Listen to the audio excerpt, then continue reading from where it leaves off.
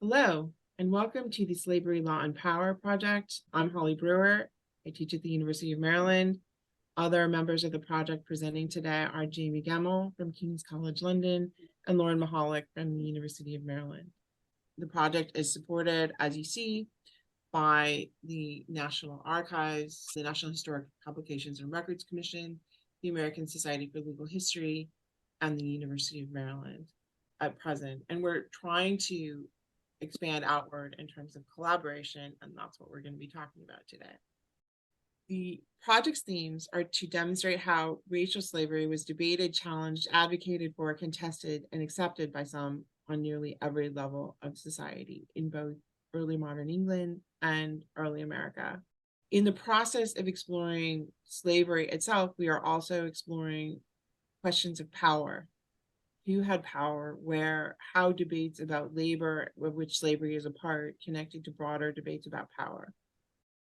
And we're particularly conscious of the limits of traditional explanations for the rise of slavery, which have focused so much on individuals, whether planters or merchants, and or on colonial legislatures.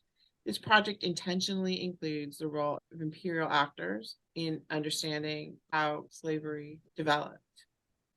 It highlights the power of institutions and policies, as well as evasions and challenges to that power, and intentionally defines political actors to include the enslaved and dispossessed and other groups and peoples often silenced in the way we create explanations or can theorize explanations.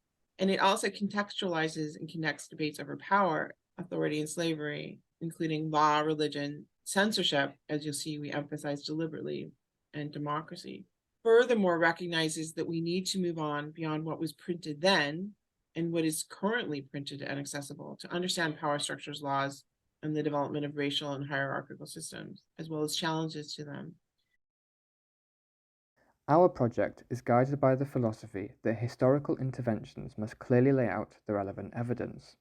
As such, all of our sources are available open access, and our website is designed to increase accessibility to both early modern printed and manuscript sources.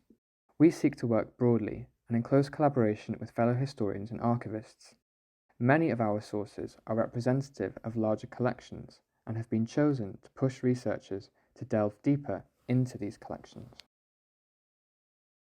From the start, our project has been built around an open access ethos.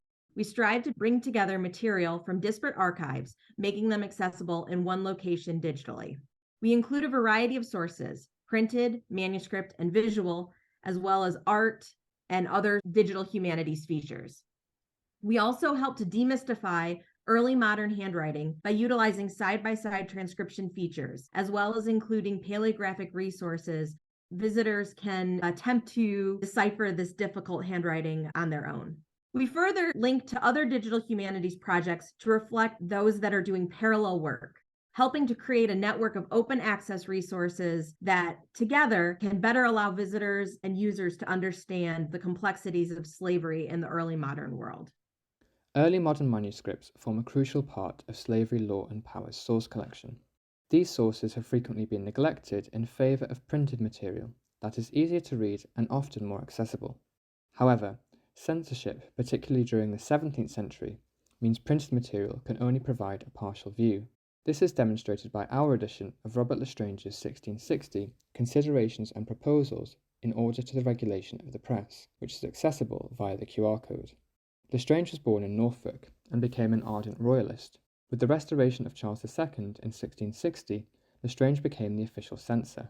He controlled the licensing of publications and employment at every printer's office. Under his tenure, the number of licensed presses fell from 60 to 20, and publications critical of the king were suppressed. In this 1660 pamphlet, L'Estrange outlines why he believed the press should be regulated, and laid out how the state should do this. L'Estrange's pamphlet and role as censor demonstrates the importance of engaging with manuscript sources. They provide a wider view of early modern thought, a view hidden by press censorship. Slavery, Law and Power works with collections and archives across the Anglo-Atlantic world. This is important because the emergence and development of racial slavery was Atlantic in scale, and as such, many sources are scattered throughout different archives. If we are to develop a more precise understanding of Atlantic slavery and American colonization, we must work broadly. This is demonstrated by the Barbados Slave Code, available in our collection. The code sought to regulate the practice of racial slavery in the English colony of Barbados.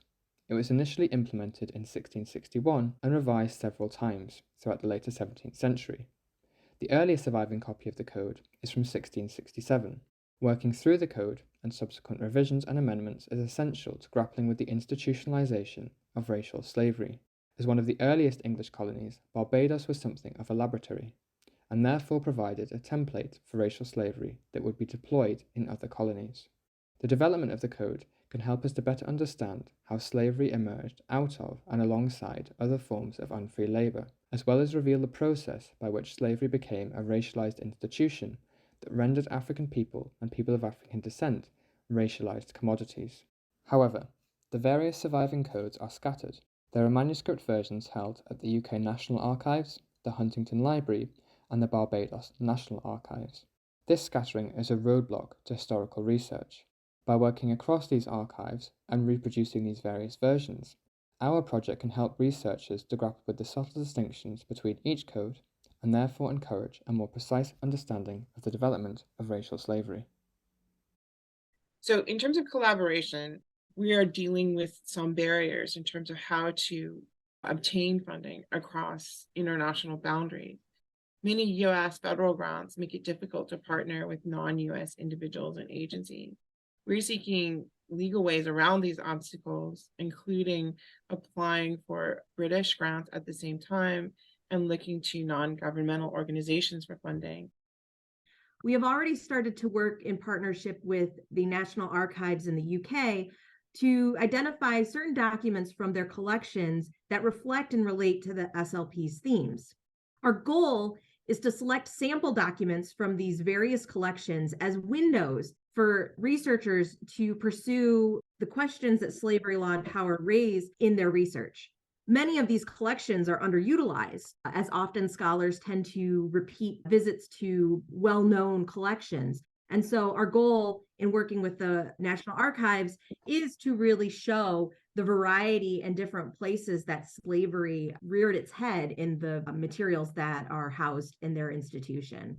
This will help to demonstrate how pervasive these issues were and how they turned up in unexpected places often. SLP will host documents on our website. We will create transcriptions of these documents, and then we will link back to the National Archives catalogs so that researchers and those interested in following these leads know where to locate further documents. Together, the SLP team and the National Archives team will write contextualizing materials, placing these documents in their historical context, as well as describing the archival context for researchers to understand. Thank you. We welcome any comments or questions about our project. You can see our project at slaverylawpower.org, which is still very much in development, but we have quite a few documents online already. You can connect with us by writing to us at slaverylawandpower@gmail.com.